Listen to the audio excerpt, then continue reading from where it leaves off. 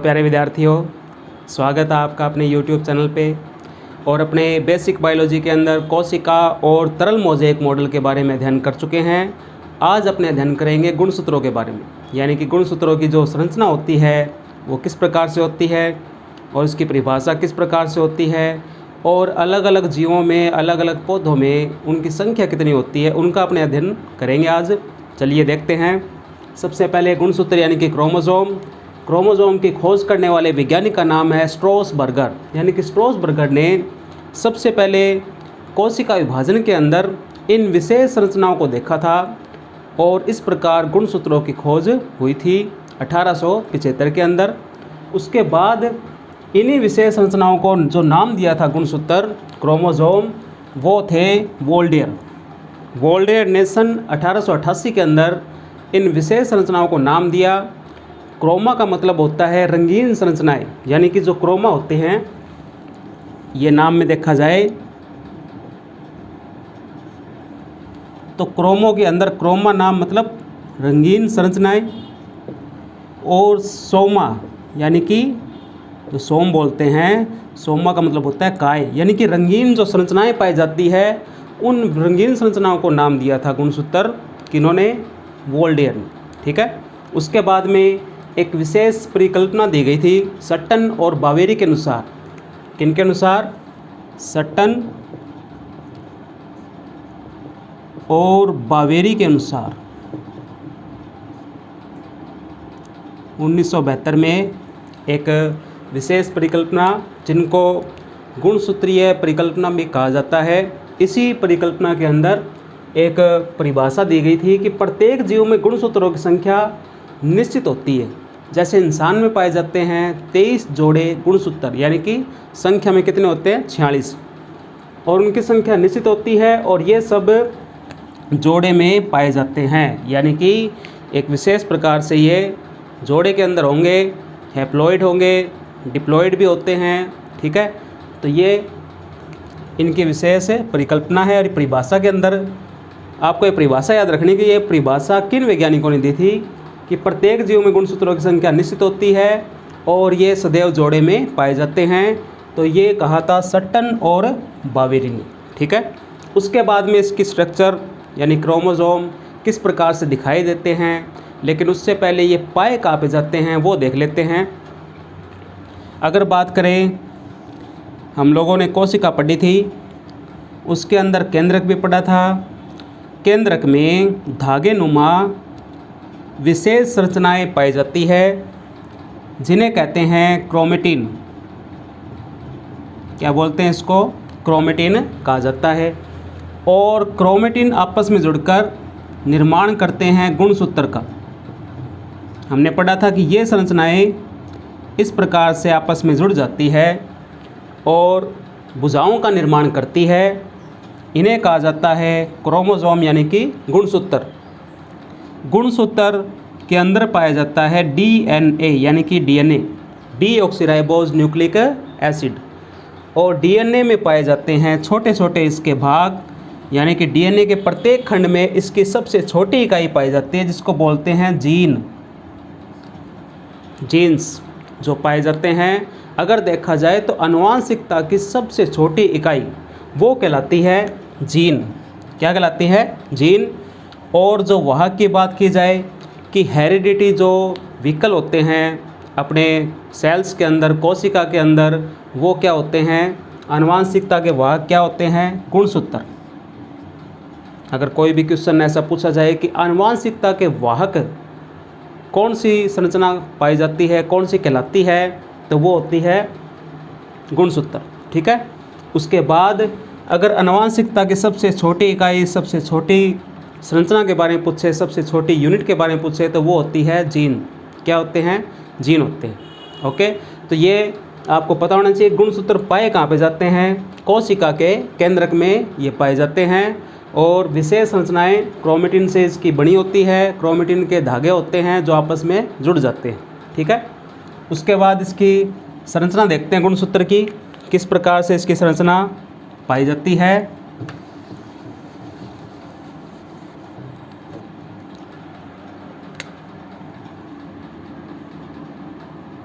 तो बीच में एक ये संरचना पाई जाती है। इसके दोनों तरफ ये इस तरीके से इसकी भुजाएं पाई जाती हैं। क्या पाई जाती है? भुजाएं।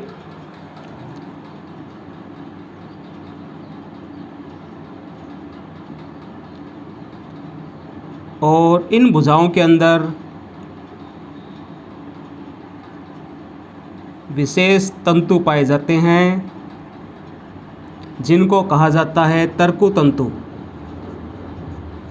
क्या कहते हैं? तर्कु तंतु। और ये बीच में जो संरचना होते हैं, इन भुजाओं को जोड़ने का जो कार्य करती है उसको कहा जाता है क्रोमोमियर।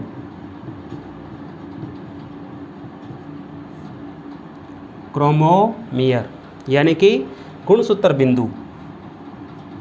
इसको क्या बोलते हैं? गुणसूत्र बिंदु बोलते हैं भी। ठीक है। और इन्हीं भुजाओं के ऊपर एक विशेष प्रकार का आवरण पाया जाता है, और वो जो आवरण एक विशेष पदार्थ से निर्मित होता है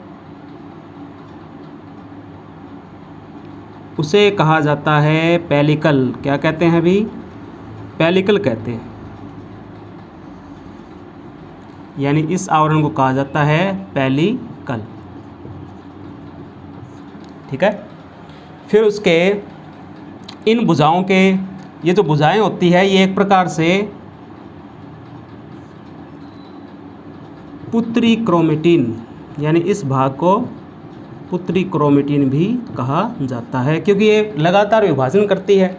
कोशिका विभाजन में तो ये सहायक होते ही होते हैं, ये अपने आप में विभाजन करते रहते हैं। ठीक है।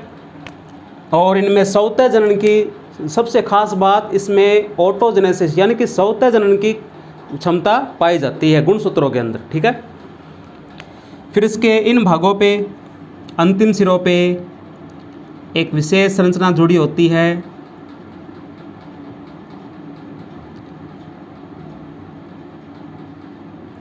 इन विशेष संरचनाओं को कहा जाता है सैटेलाइट। क्या बोलते हैं इसको? सैटेलाइट कहा जाता है। उसके बाद में यहाँ पे इन भुजाओं को जोड़ने के लिए जो संरचना पाई जाती है, इन भुजाओं को जोड़ने के लिए उन्हें कहा जाता है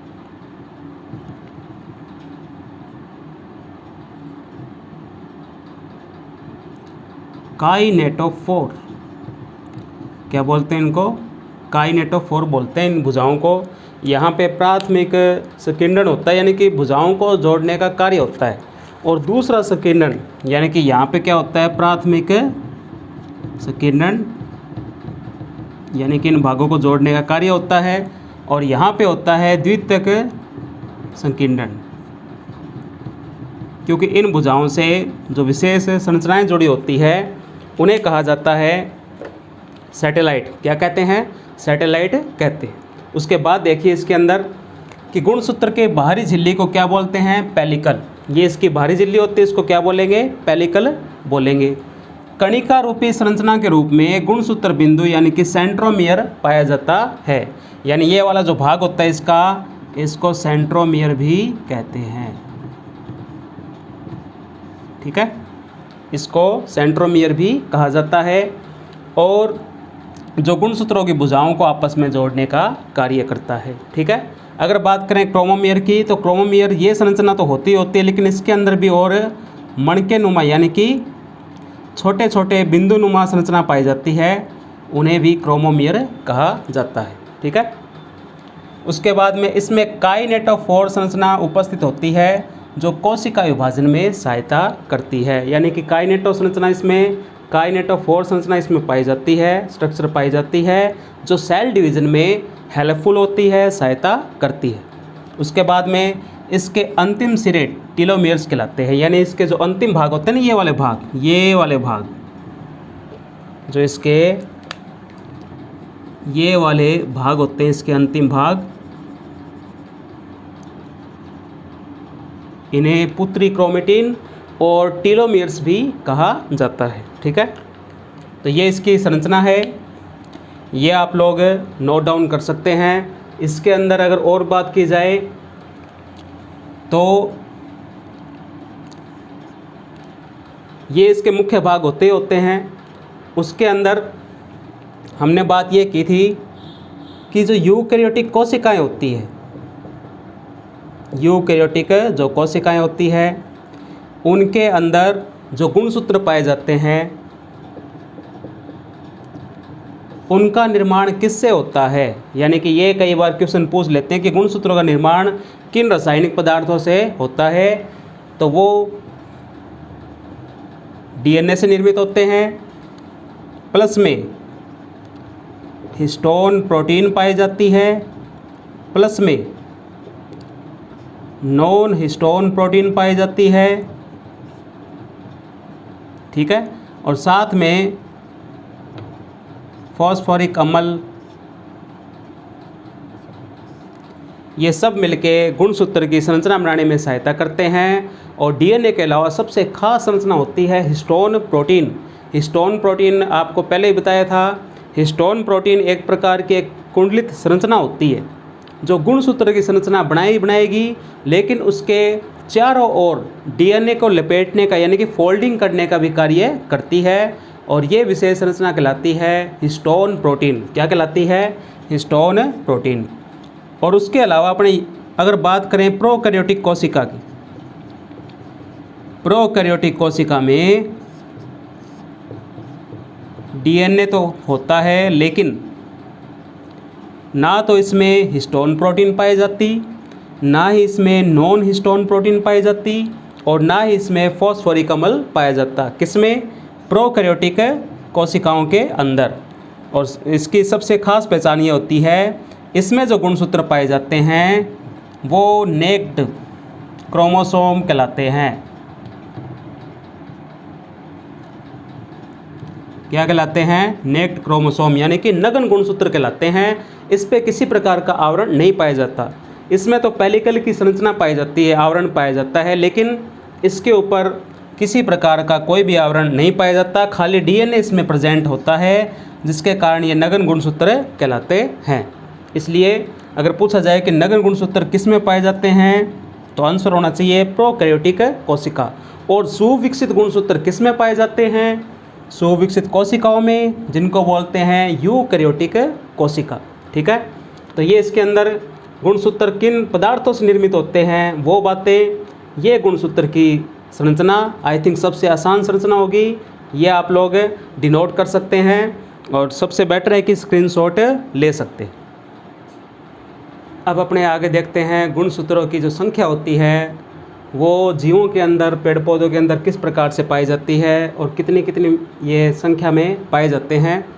तो सबसे पहले गुणसूत्रों की संख्या जो होती है वो किन कोशिकाओं में होती है। जैसे अपने बात करें जनन कोशिकाएं,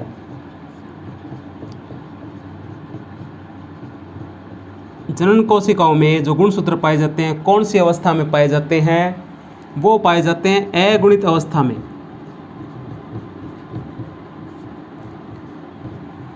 यानी कि हैप्लॉइड स्टेज के अंदर पाए जाते हैं। ये अगुणित अवस्था में, इनका इस समय विभाजन नहीं हो रहा होता है। उसके बाद में अगर बात करें कायिक कोशिकाएं, जो पूरी तरीके से जिम्मेदार होती है विभाजन के लिए, उसमें ये पाए जाते हैं द्विगुणित अवस्था में, यानी कि 2n से इसको डिनोट किया जाता है, यानी कि डिप्लॉइड स्टेज के अंदर पाई जाती है। उसके अलावा अलग अलग कायिक कोशिकाओं में 2n, 4n, 8n, ठीक है, 16n, 64n, यानी कि लगातार इनका विभाजन होता रहता है। और लगातार विभाजन होता है तो उस अवस्था को कहा जाता है पॉलीप्लॉइड, यानी कि बहुगुणित अवस्था। पॉलीप्लॉइड यानी कि बहुगुणित अवस्था, यानी कि लगातार इनका विभाजन होता रहता है। ठीक है, तो ये अपने विभाजन की अवस्थाएं होती है जो अपने सेल डिवीज़न के अंदर भी पढ़ेंगे। लेकिन यहाँ पे अपने गुणसूत्रों की संख्या के हिसाब से बात करें तो मानव के अंदर गुणसूत्र पाए जाते हैं 46। कितने पाए जाते हैं? 46 गुणसूत्र पाए जाते हैं। मक्के के अंदर पाए जाते हैं 20। ये गुणसूत्रों की संख्या यहाँ पे लिखी जा रही है।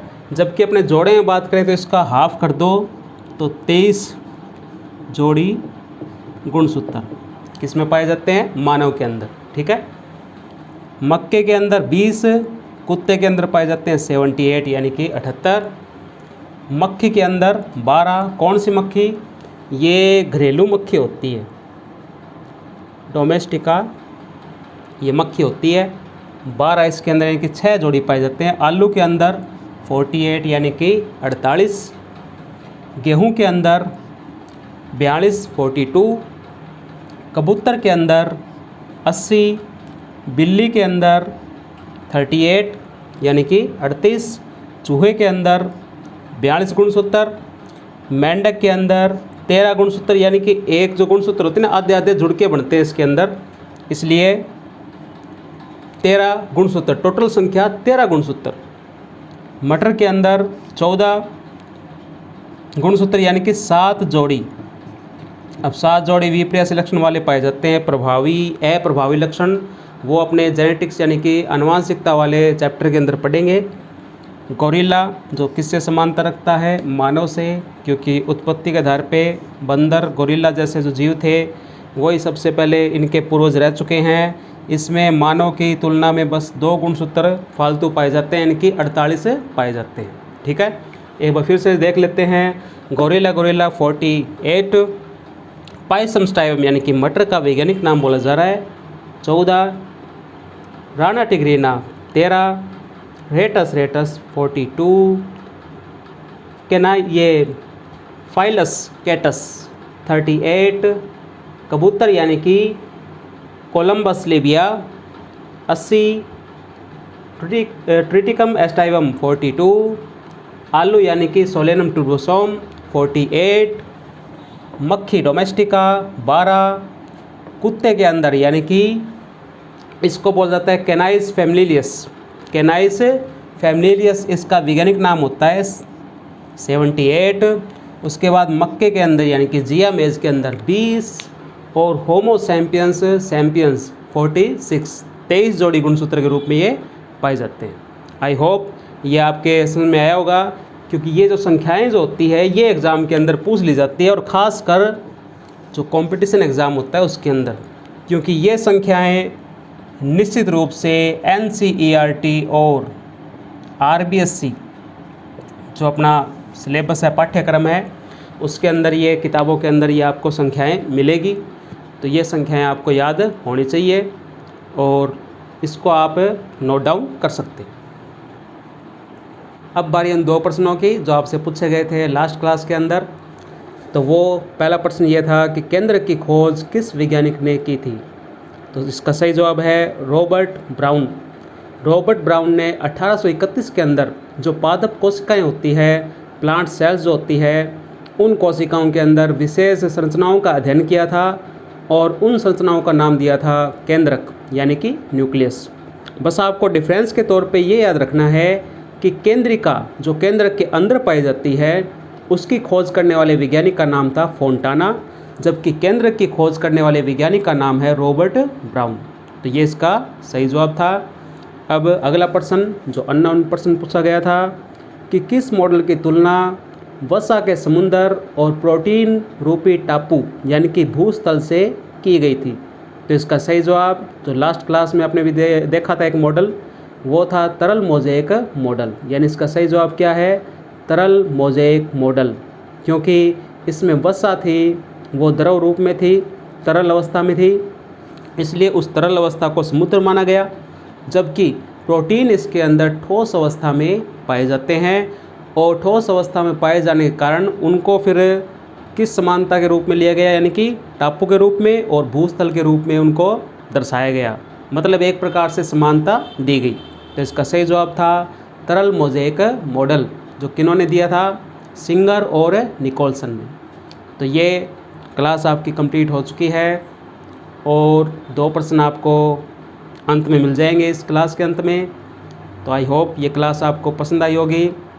तो आगे अपने अध्ययन करेंगे गुणसूत्रों के प्रकारों के बारे में। तो ये क्लास को लाइक कीजिए शेयर कीजिए और जितना हो सके सब्सक्राइब भी कीजिए। तो घर पे रहिए, साथ में अध्ययन करते रहिए और अपने स्वास्थ्य का ध्यान रखिए। मिलते हैं अगली क्लास में। Take care.